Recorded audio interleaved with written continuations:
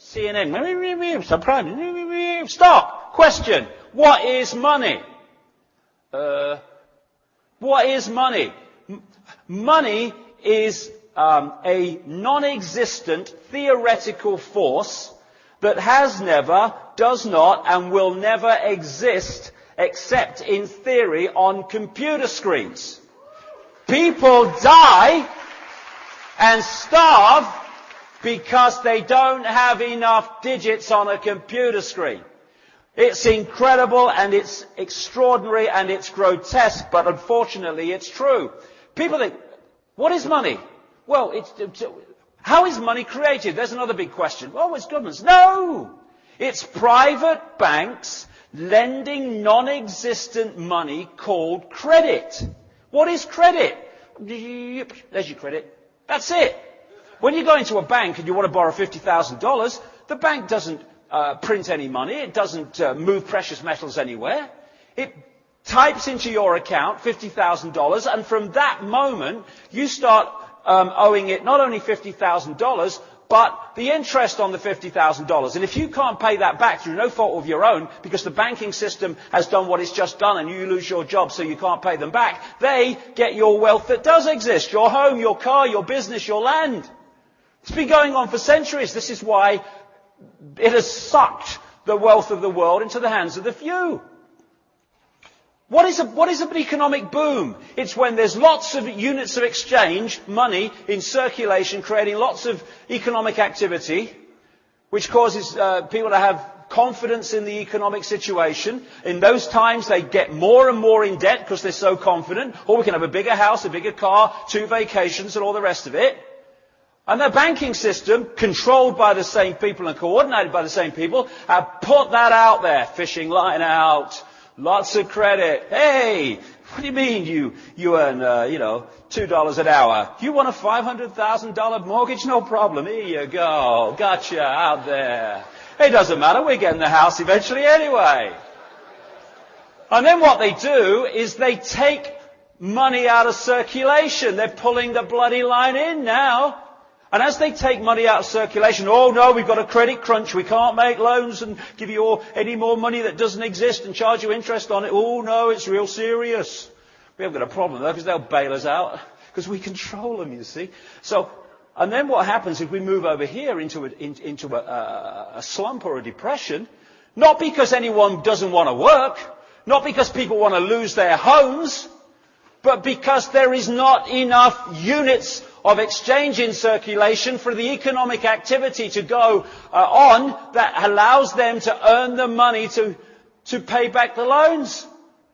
So now the banks go, thank you very much, I'll have some of that. And the only difference between a boom and a bust is what the private banking cartel has allowed as units of exchange through credit or not through credit. I heard a politician, they all look the same to me. I don't know, I can't tell them apart. They've all got dark suits with heads on and their mouths are moving. That's all I can... I've seen someone in the last few days. Someone yesterday, some politician or other, said that they had to bail out the banks here with more debt for the people who've already been screwed by those they're supposed to get out of trouble.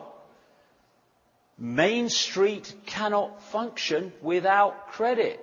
People can't pay their bills without credit.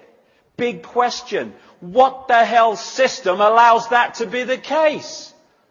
No. So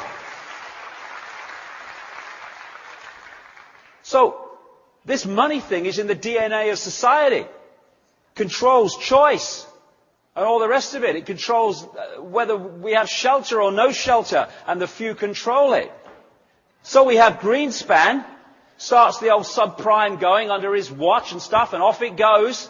But the point is, all these banks are being taken over by other banks, and people think, oh, it's terrible for the banking system. Lehman Brothers has gone. Merrill Lynch has been taken over by Bank of America. Oh my God, what's happening? Oh, Bear Stearns. Oh, it must be terrible. No! It's terrible for the people in those banks that lose their jobs, yeah. Have families to look after. But it ain't terrible for the system. Because this network of people own the game. And although the faces within the game may change, the people controlling the game do not change. So they never lose. Oh, Merrill Lynch has gone down. Oh, we own Bank of America. Fine, there we go. This is how it works. God, people only realized in that area of society that doesn't look at this. So, like I say, these own the banking game. And what goes on inside it, they still own it. They still control it. And they want a world central bank. And they've just taken enormous strides towards it at the expense of the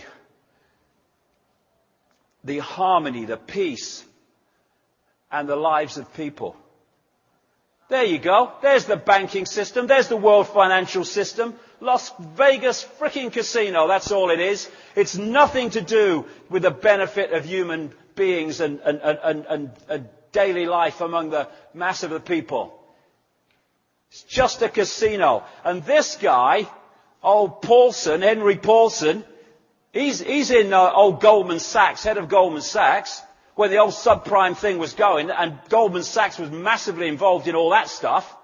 He then goes through the revolving door between the corporations and government, becomes Treasury Secretary, and then he says, oh, I've got a great idea. Let's give what is $1 trillion and then some to the banks, not least because when I've finished in government, I'm going back through the door into the banking system. And we stand for this. We stand for this. And of course, what is the basis of it? Be afraid. Be afraid. When people are frightened of anything, they give their power away. Oh, isn't it wonderful, however, how many people in this country have said, we don't want this now. We're making strides here. Because the politicians are voting for their shadow people masters. They're voting against the vast number of people in this country that can now see it. It's so bloody blatant.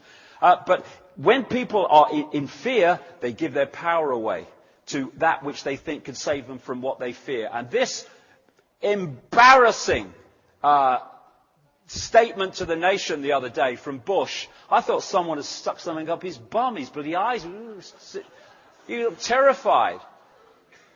I'm kind of paraphrasing, but this is what he said. Be afraid. Just be very afraid. Lost homes, savings, all that stuff. Just do as we say and we'll save you all. God bless America. Thank you. And that was it. Totalitarian tiptoe. This is another technique of manipulation. You know you're going there, but you know if you go in one leap, the change in society is such that people go, what's going on? What's going on? So you go in as big a leap as you can get, but not too big that you get a big reaction through the change that takes place. And from here, you know where you're going and you just go in steps. That's how a free trade zone became a centralized fascist dictatorship, which is what the European Union is.